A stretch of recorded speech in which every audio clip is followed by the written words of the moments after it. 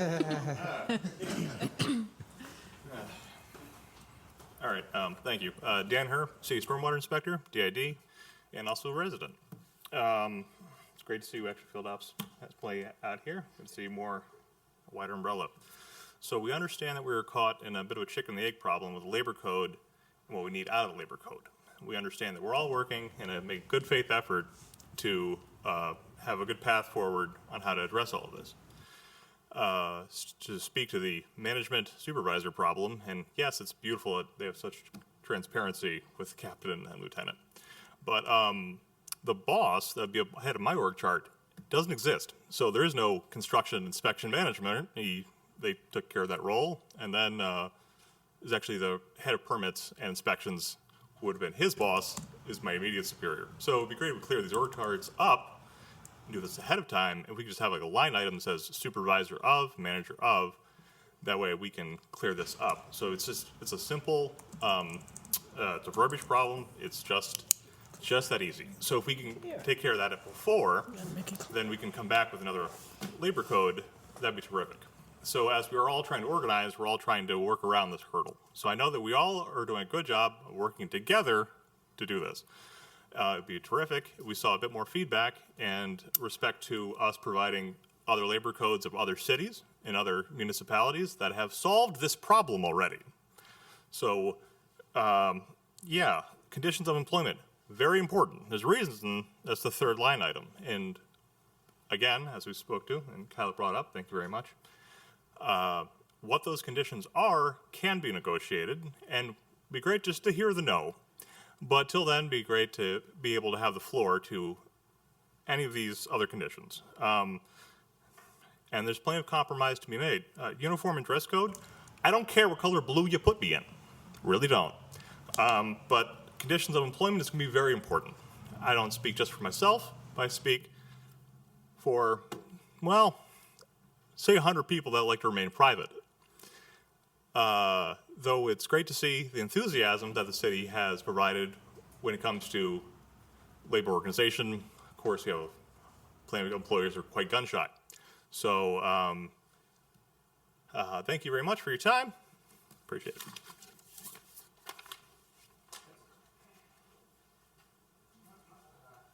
All right, field ops, you're up. How you guys doing? You My want- name's Monty Thomas. I'm from Field Ops Sanitation Department. Some of the things that I think should be put in the labor code that should be open for negotiation is the working schedule, as far as, you know, overtime and the 40-hour work week. And if I'm working 40 hours, I'm eligible for overtime. But if a holiday falls in there, I'm not eligible for overtime. Or if I'm sick or something due to working conditions, my overtime is gone. It's out the window. Holidays. Thanksgiving, for example. We're off Thursday, Friday. Friday, I work, and that's straight time. Saturday is overtime. Nobody else is at work. That should be open for discussion. I feel, you know what I mean? And then we got safety with some of the equipment. Some of the equipment is just, it's difficult to work with. And some of the equipment, even being brand new equipment, is difficult to work with. They're not easy machineries to operate. And a lot of them is not up to par. And I don't think we really putting your employees in a safe working condition at all times, because some of this equipment shouldn't even be operated at times. And I understand we got a job to get done. And I speak for field ops right now, but we pretty much do what we got to do to get the job done. Sanitation, our trucks go down all the time. I'm sure you guys know that. But we go out there and we get the job done. And, we try to get it done within the 8 hours that we have to get it done. As far as the supervisor thing, if the superintendents being in the union, I've been in the public sector working for public work department since I was 18 years old. I'm now 50 years old. I retired from the town of Stratford in Stratford, Connecticut. And public works is all I know. I've been doing it since I was 18. You know, and those jobs are unions up there. But the supervisors have a supervisor union. Anybody that can hire and fire, they was in their own union. Now, if they promoted me up to a superintendent, I was out of that union and put into the next one. It was just, you know, or I was just out the union, period. You know, if they weren't in the union. And that's how that rank went up there, you know. And because of the type of jobs that we did, being out in the weather, being out in the cold, working in storms, being emergency response employees, they paid us overtime after 8 hours instead of 40 hours because we're prone to getting sick, you know, prone to getting injured and stuff like that. I mean, it's a lot of risk with being out there, especially in sanitation. I mean, these guys is working in traffic all day, you know. These people don't pay attention when they come by them or I mean, they don't even slow down sometimes. So, I mean, it's a lot of risk. So I think that we should be able to be heard on some of the situations. I mean, it's not just to get y'all to say, well, yeah, we'll change this, we'll change that, but at least hear them out. You might make some adjustments. That's all I'm saying. But thank you for your time. I appreciate it. Thanks, Monty. You. Just a point of clarification. Subjects of bargaining, well, number one is wages, number two is hours. To just, Ashley, maybe you can provide some clarity on what that actually means, because I think it actually addresses some of the It things would. Monty was talking. So I just want to, It for would the address general overtime, clarification. yeah. holidays. It would also address, I believe, Kieran's concern of leave. It would be encompassed in those, so those topics are covered. That's gonna be my question. Other comments? We don't define that. It's not a definition of hours and wages. That's how we are defining it. So again, not to create more work, but to have better understanding or definitions, that could be something so that people think that's how we are interpreting it or that is up for interpretation. Again, we can, so, I would say let's fix it so that it's not open to interpretation to the people who come after us. Yeah, I mean, there's no harm in more clarification. I think it helps Yeah. us out in the long run. Will Schmager, IT. Back to the working conditions, just another example of something that would be covered under that. We have an employee who is out of sick time, but they need a surgery done, and they potentially could do their job telework, but they can't right now. With working conditions covered, we would be able to negotiate that sort of situation. They could go with permanent damage. They broke their leg, I believe. It's workable to come into the office with a boot, a cast. They need surgery, but they'd be out for 2 or 3 weeks. They don't have the time. Teleworking would be able to cover that, but right now their department head won't allow it for some reason. I don't know the specifics, but it'd be something that would be able to be covered. And then the clarification for the supervisors, again, hire, fire, effectively recommend discipline. We sent out forms to employees. They returned back stuff. 50% of them, working conditions was a thing. Next thing was wages, hours. It's the people want it. The people have been talking about it. We've brought it up to administration. We've had 2 or 3 meetings with them. I'm not saying that they're not listening to us. Some of the people feel like they're not being heard, though. And I just wanted to bring that up to everyone here. Thank you. one other comment I'll make. It's typical people want more people included, not less. But general government, it sounds like, is interested in having potentially a lower bar for supervisors, which is unique. Not unique, but is almost different than the other two. That is something that can be discussed further. We can allow, that can be a formal recommendation for you to go back and look. We can ask more of the supervisors if they are interested. I do know from police and fire, some of those people who fell into that rank of sergeant or corporal or lieutenant wanted to be included and have been included. But it's a different union. It is a different union, but we've heard from employees. We've not heard from any actual supervisors. So I just would want to make sure if we were going to start cutting or restricting, I'd be interested in gathering that feedback. I mean, I can go either way, honestly, on this one. Less doesn't hurt. Having less people represented does not adversely affect the city. If anything, it does the opposite.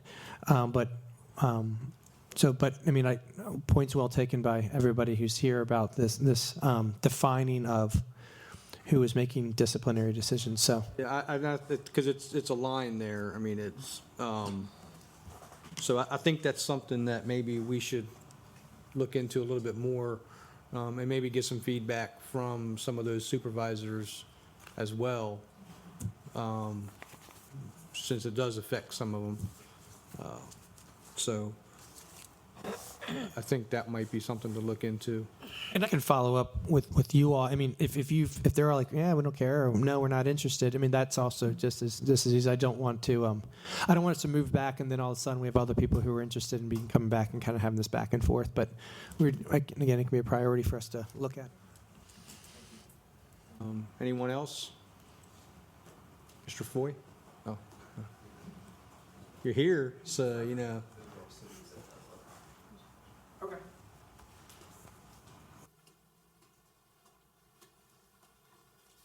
Good evening, Daniel Hill. I'm the Vice President of the Local 4246.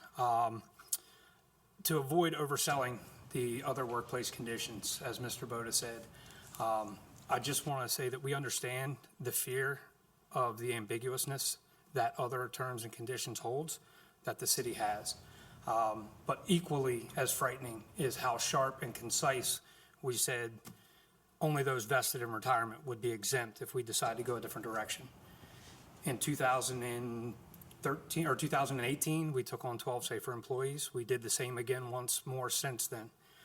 We're approaching 50 to 60% of our department is coming up on being vested because we now require a 10-year vest. And the protection of the living document that Mr. Kitzrow referenced is only alive and viable so long as we have a council and city administration that is willing to negotiate that.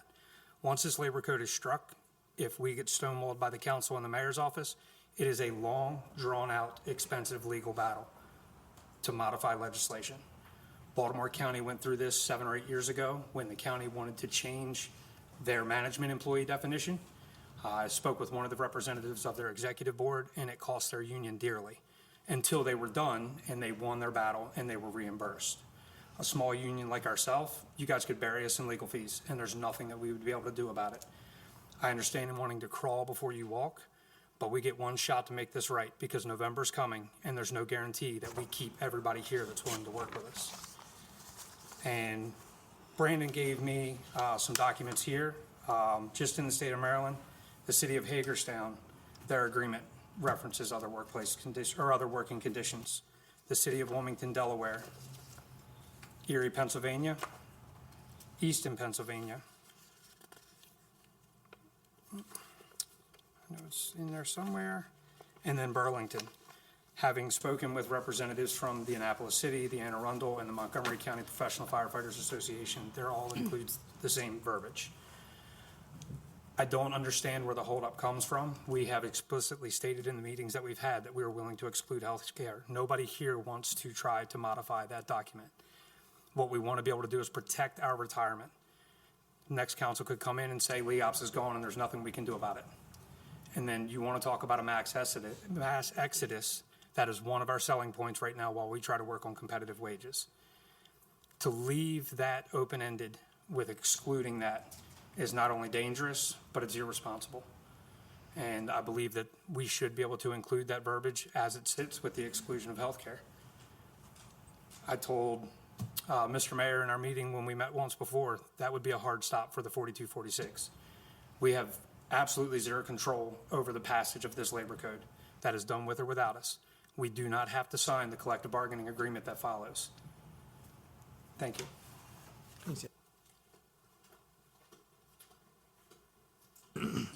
Any other comments?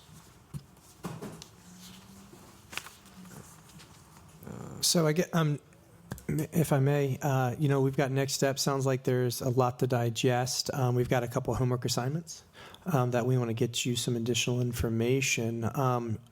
Understanding this is step 2 of a longer process, I would say we have some time, but let's not drag our feet. But we can go at this again. We can let you guys have some time to digest some of these ideas. I can summarize some of this stuff for you guys to have further considerations, or you can say thank you and it's your show. So, What's the sense of, did you want, have another work session and let them iron out some of the other questions and I would concerns? like to see this I'd like to worked make on. sure that we're addressing some of the concerns that we've Yep. heard and make sure that those clear definitions are put in before we move forward. But yeah. I second that. I think some things are brought to the table here that we need to hammer out a little bit more before we take this any further.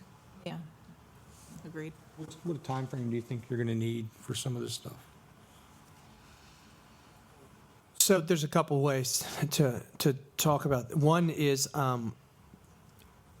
us to review the document and some of the easy things that we talked about, like a typo here or better define. We can do that rather quickly. Some fundamental adjustments, other terms and conditions.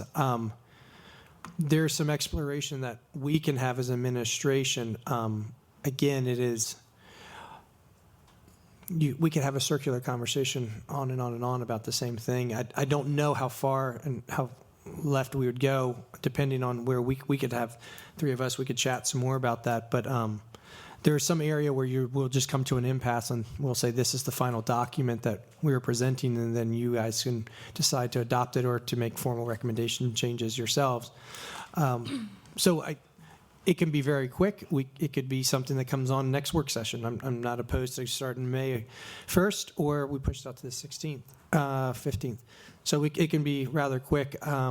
Depends on what we're at your, when you want to discuss it again, if it's something that you all want to truly look at as a work session and discuss amongst yourselves on some of the direction, or take it offline. We would probably want to do that as a council as well. I do have another question. I think this may be for legal, but in regards to the general government, the fire department, the police department, we are the only municipality in the state other than Baltimore City that have all 3. That I am aware of, and if any of the Have all 3. attorneys want to correct me on that, they can, but yes, I believe it's just I Baltimore know City. I'm not Pocomo, aware of. even though they don't have collective bargaining, but they do have EMTs and paramedics that work for the city of Pocomo. But the fire department itself, they don't have paid firefighters, but they have like a portion of it. But what I'm saying is, right now, the way it stands. So my question is, what is Baltimore City's verbiage in regards withholding all 3 entities and unions? Do they have I could, other- it is very other terms? intense, obviously, because it's Baltimore City and they have Right. a labor commissioner. It is something that I don't think would be economically feasible with the manpower and the money that the city of Salisbury Has. has. But I can get you that code and we can take a look at it. see Just if look it's at anything it, that you wanna just to pull. see. Kieran actually represents Baltimore City's FOP and can jump in if you would like him to. Yeah. If I may have the indulgence, since you asked such a helpful question, I have no answer to that question. So Baltimore City's Municipal Labor Relations Act is in Article 12 of the Baltimore City Code. The police department falls under a weird thing. They fall under both the municipal code and the state code, which is a mind-numbing discussion that I will not subject any of you to. But it says basically that an employee is any person holding a position in service of the mayor and city council of Baltimore as required by Article 9, Section 99 of the charter to be classified. It does not include city school employees. It says employees of the police department because they get in a different way. Part-time employees engaged in personnel work other than in a clerical capacity, employees occupying positions which involve a relation of personal confidence between the appointing and the appointer and appointee, and those classified employees whose salaries are established by any agency other than the mayor and city council. I would also just note very, very briefly, I mentioned, people mentioned that the Baltimore City is the only one that has these 3 units. Baltimore County does have additional units. I do the police bargaining, or just started doing police bargaining in Baltimore County. But their fire and corrections, their nurses, and a few other units have bargaining rights. Of course, state employees, which I recognize is not a municipality, but state employees do have broad bargaining rights, as do university employees throughout the state, including Salisbury University next to you. I know that the city of Mount Rainier happens, I believe their sanitation workers are unionized and are included in a bargaining unit. It just depends on the jurisdiction and how they pass their labor code. I would say that broadly, the way that I do have to say that this is my personal opinion, just as somebody does labor bargaining, having these 3 broad units, I think, is the way to go. When you do it on a piecemeal basis, department by department, and letting certain people in and out, well, look, I represent the police officers, and police officers in a large portions of the state do have bargaining rights, although it's not universal. But when you do it piecemeal, you end up doing what happened when I was in the city of Laurel not that long ago, which is every time one group comes in to get their bargaining agreement ratified, all the other groups come in to speak on the topic, which is really nice. And I strongly support bargaining rights for everybody. But I can tell you that I have waded through some city council meetings hearing other departments go, we want to be able to bargain while I'm waiting for my agreement to be ratified. I think this is absolutely the way to do it, and I'm certainly happy on behalf of the FOP to provide Andy with some of those citations and codes as to who's allowed in and out. Because of I think it's well settled, and similarly, like I mentioned earlier, on things like other terms and conditions of employment. It sounds huge, but that issue as a lawyer is very, very well settled law. What is and is not another term and condition of employment. It's kind of well trod, and when you use those words, any lawyer anywhere knows what you mean. Well, I hate to interject because please. with the Zoom, given that that's settled law, what is written about that? What's the definition of that then? If it's settled law, where's the definition of other terms and conditions? So what's acceptable and not acceptable under that clause? No, it's a very, very good question. So the short answer is it's been developed by case law, which sounds scary and not well defined. But although it is not binding on public sector bargaining, the National Labor Relations Act in Maryland is considered widely persuasive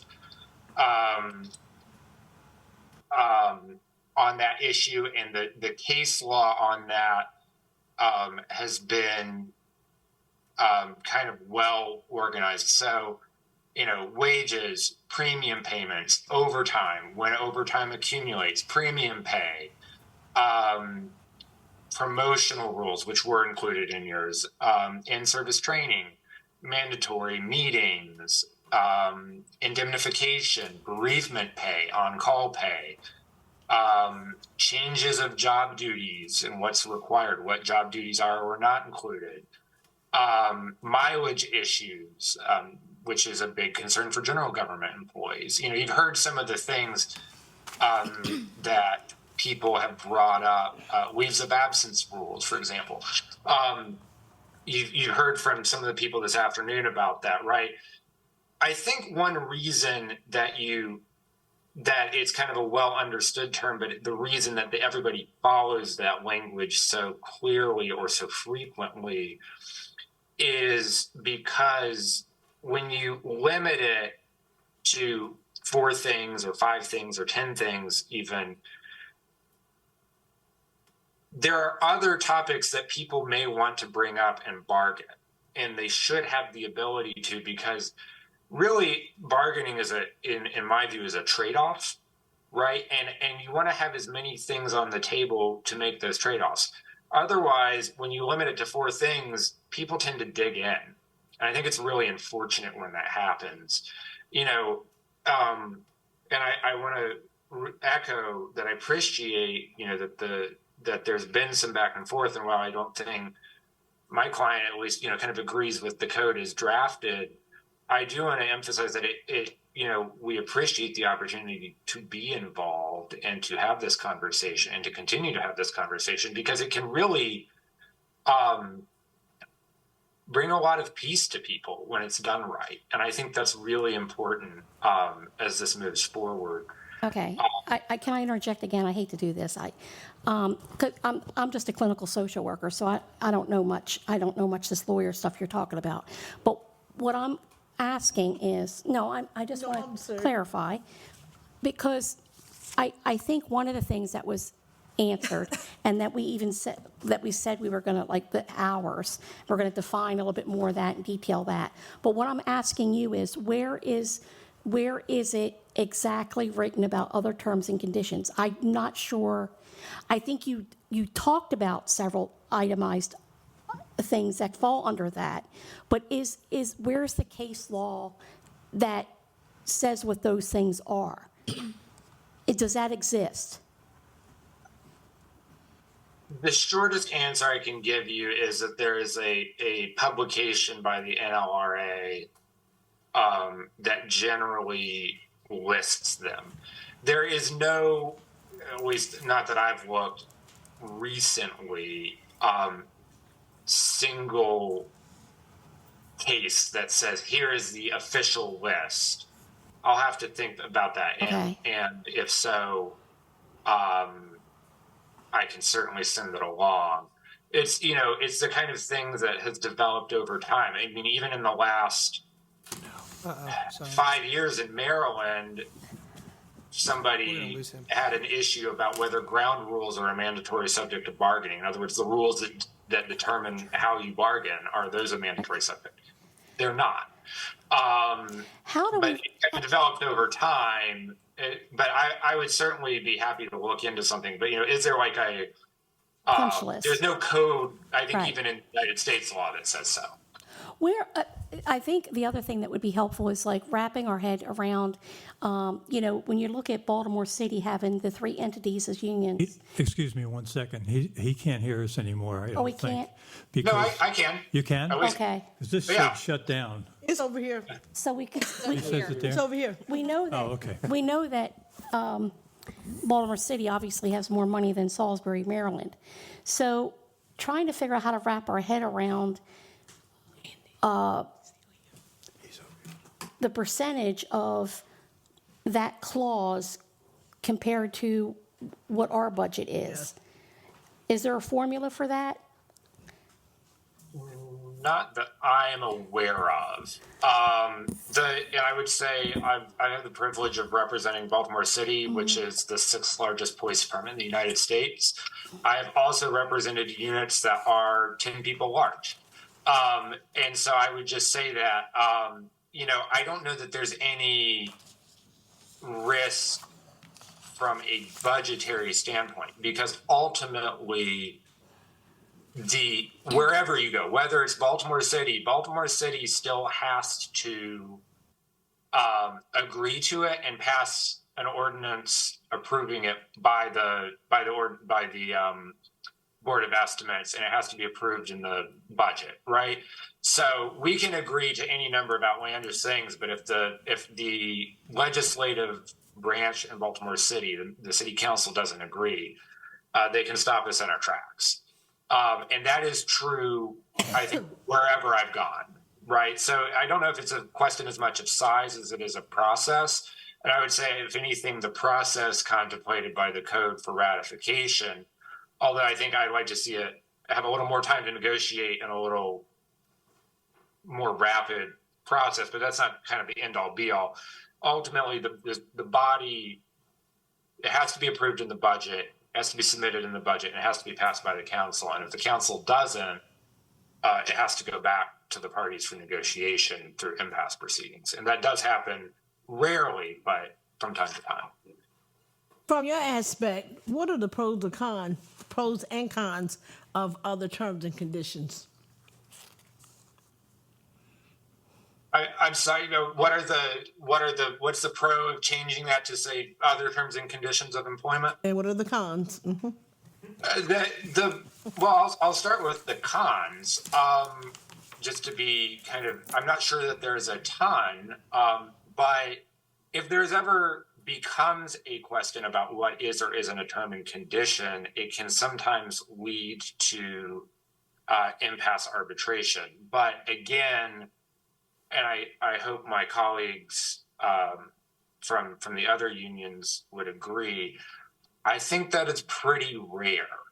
That's the only con I really see, that when you enumerate something and you box it into this is all you can talk about, it restricts the ability of the bargaining process to be productive. By saying other terms and conditions of employment, again, I'm understanding that is, I think, although there is not kind of a definitive list in law, and again, I'll go check if there's a specific case or NLRA guidance. Certainly most unions and most sophisticated unions understand what that does and doesn't mean. And by expanding the number of permissible subjects you can talk about, you're really getting yourself into a position where people can go to the bargaining table and make real trades for what they want, right? If I say and this is a real life example. People think it's always about money, and it's often all about money, but sometimes people will say, what we really want is this kind of schedule enhancement, or we want this kind of pension adjustment. And we're willing not to take as much money right now if we can get this other thing we really need, right? Well, if it's not on the list of 4 things, then I'm just going to ask for more money and hope I can convince somebody to give me what I want. Whereas when you have more options, the unit can really talk about what is going to make their work life the most valuable and productive for them as employees, which inures to the benefit of the city at the end of the day. So I would say that's the big pro, right? When you get it to this well understood term, and I recognize that lawyers are famous for saying we all know what it means, and I'm happy to provide some more definite examples to the council on behalf of my client. I think that's the big pro, is when you know that you can really get into the working experience of everyday employees, then you're really able to strike the right bargains that need to be made that meet their real needs, as opposed to just restricting them into narrow lines. Nobody has a problem with their uniforms this year. They're not going to bring it up. But if they can't get this other thing they need, then they're going to feel like they have to ask for something that they don't need to ask for. I think the only con is, because it is a broad term, every once in a while, you will get into a discussion about what is or isn't a term. But I think that is very rare. And it only really happens when there's kind of a fundamental loss of understanding between the bargaining unit and the employer. Thank you. Thank you. Any other questions from the council? Any other comments on this issue? So just so I understand properly, what are the next steps for this? What did we decide on?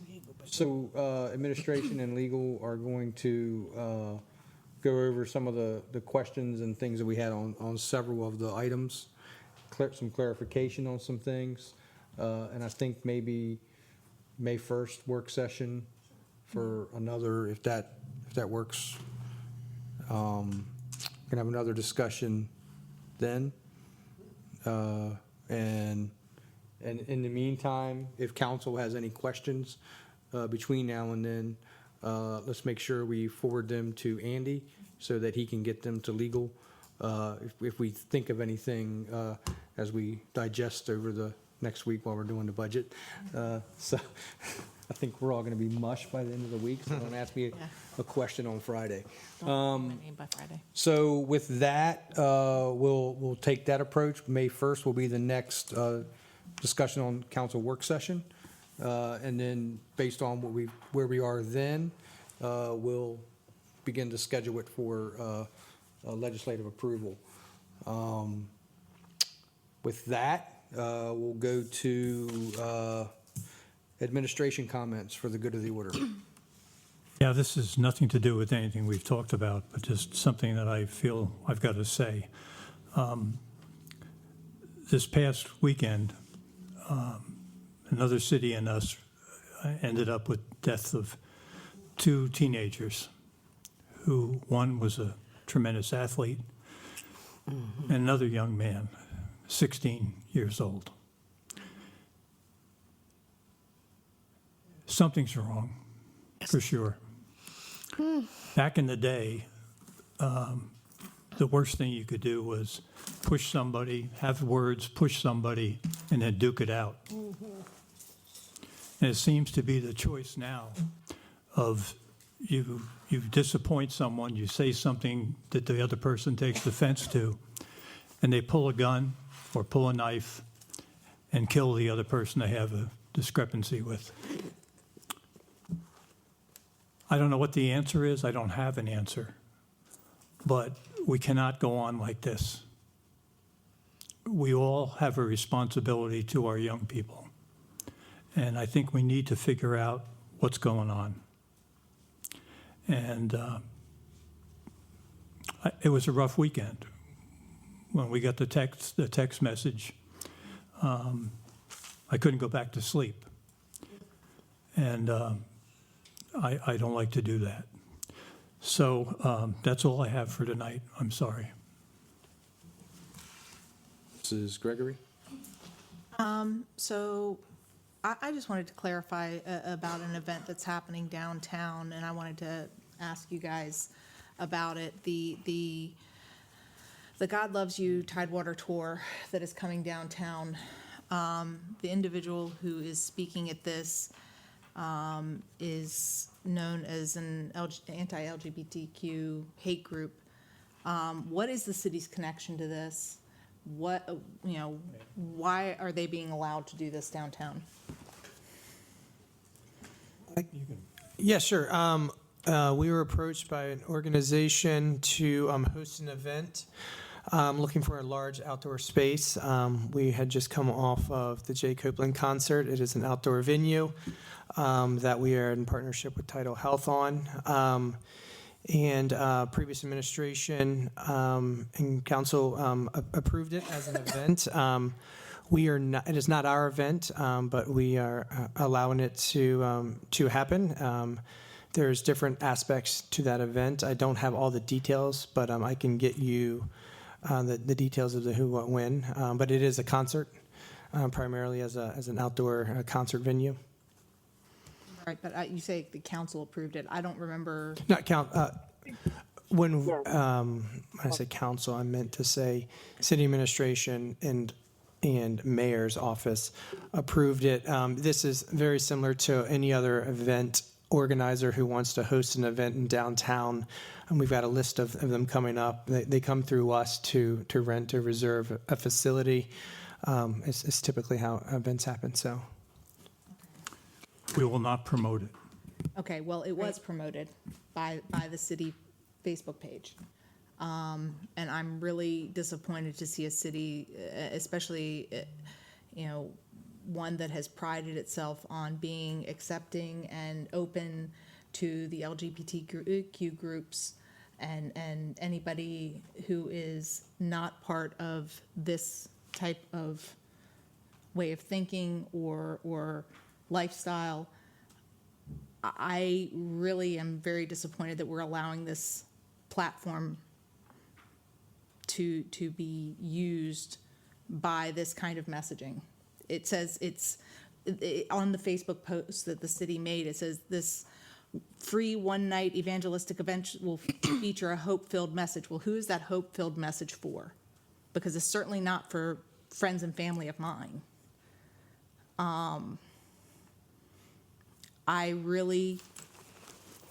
object to this being held downtown. I object to this being in this city. I am extremely disappointed that we have, even if it was inadvertently, promoted this. And I'm not sure what we can do to stop it at this point, but, you know, I would really ask that we really be very, very careful who we allow to have a platform on our resources and our city streets when it comes to stuff like this. I'll be honest, I was very upset when I got an email about this because I was unaware of it previously. This hurts family members of mine. This hurts friends of mine. This hurts my constituents. It hurts all of our constituents. And I am extremely disappointed that this is being held here. And if I may, Mr. Kittredge can tell you that I am equally offended, and my family is too, and I'm in the same situation. And I'm sorry that it happened, and we will do a better job of screening from now on. Thank you. Ms. Jackson? I do concur with our mayor. That young man that was murdered was my nephew. Also, another friend of our family's, he was shot that same evening at the same place. He is just probably coming out of surgery where he was struck in his spleen. It's hurtful. And when our kids are destroying themselves, it's the most hurtfulest thing that you can even imagine.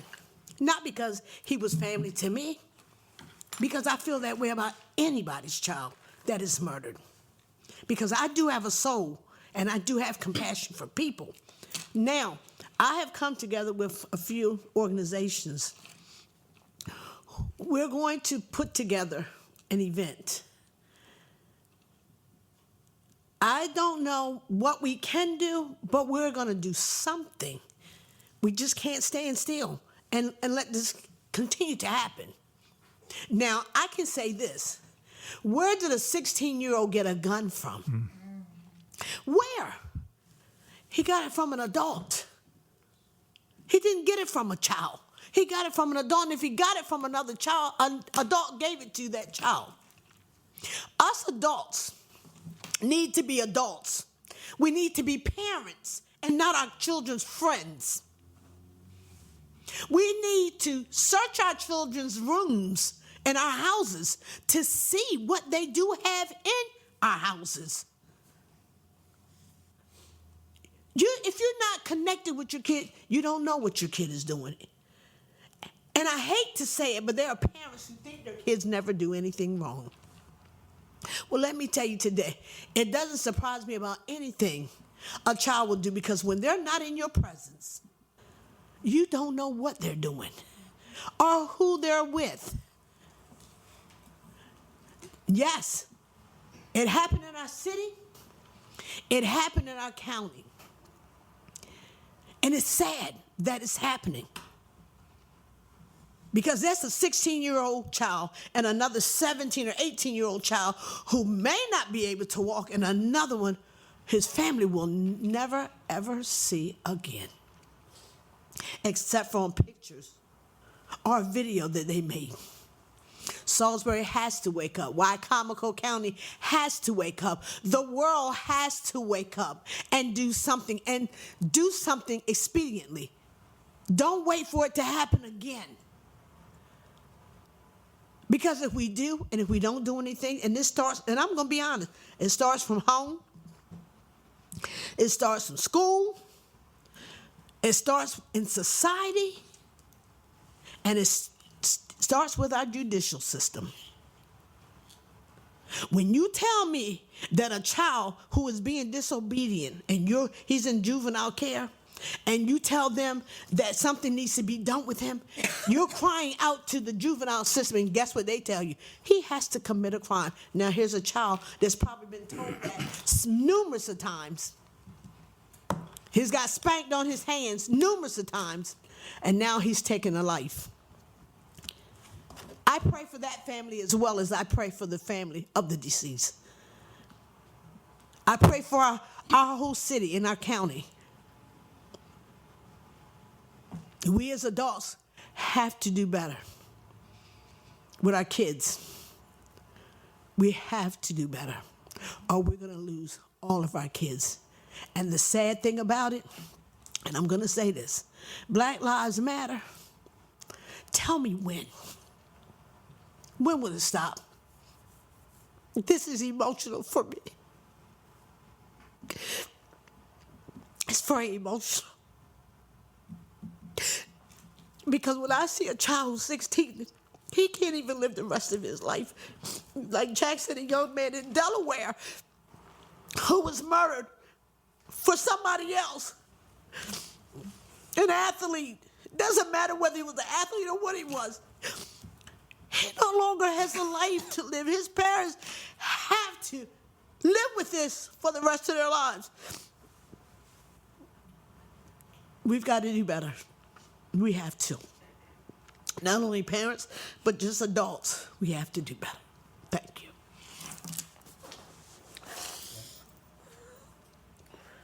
Just as always, if you're healthy enough and you're fortunate enough to be able to donate blood, please do so. A pint of blood can save up to 3 lives. And I think the city has a blood drive coming up on April the 25th, I believe, from 10 a.m. to 3 p.m. So check the website. If you're available, please put your arm out there and donate blood. Thank you. I first want to thank everyone who came here tonight. I appreciate you taking the time out of your evening, and I just want to let you know that here at the council, we have absolutely heard you, and I'm looking forward to having some further discussions with the rest of my council members. I want to second what Councilwoman Gregory mentioned. I also was very concerned with some of the things we learned over the weekend in regards to that concert that's going on. Clearly, there was no ill intention on behalf of the city, but it's very clear that we need to work on some internal processes to make sure that there is a vetting process and a screening process so events like this don't happen ever again. I mean, we're less than 10 weeks away from our Pride event, and this to me just doesn't make our LGBTQ community feel like they are actually a part of Salisbury. I mean, that event's going to happen less than a block away from our Pride Rainbow Walk, and I think we've done a wonderful job of making this a welcoming community, and I want that to continue. So, Andy, it sounds like you're already on it. Thank you, Jack, as well. Just wanted to let you guys know that, I want to emphasize the need to, work with you even to put together a definitive vetting process for this in the future so we don't have issues like this happen again. And then I want to second the words from Councilwoman Jackson. This is a tough time for our community. But it is a time for us to come together. So I encourage all of you to, not a silver lining moment here, but, most recently, Salisbury was highlighted as one of the most civically engaged communities in the nation. Yes. Phenomenal to hear. And that's the stepping point. We need to get out in the community. We need to get more involved, because the more we're involved, the more that these children can succeed and have a better future, because the kids are our future. So please, find ways to get involved in your community. We have so many phenomenal organizations of a variety of kind. Just please partake, because our children are our future. And this was sad to hear, especially coming back from the Fruitland Little League. That was a moment that was meant to be an exciting time, a cherishing time for children, and then to hear that information and that news was sad. So, again, I appreciate you all for coming out this evening, and yeah. I want to ditto everybody's comments this evening. It's been a tough weekend. Next, just a bit of housekeeping. Tomorrow, we have our budget sessions. We're going to be 8:30 a.m. in, is that room? 306. Everybody, it will not be broadcast live on PAC 14, but if you so wish to, you may watch the replay as many times as you like on YouTube. It will be riveting. The next budget session will be Thursday morning at 8:30 as well. That one will probably, hopefully, go to no later than 12 or 12:30 because I have a Wacomico County Planning Commission meeting at 1 o'clock. So hopefully we'll be done before that. And we're taking Wednesday off, so we won't be here Wednesday, just so you all know. I mean, you will. You have to be here, so. And I think without anything else, that is everything. We are adjourned.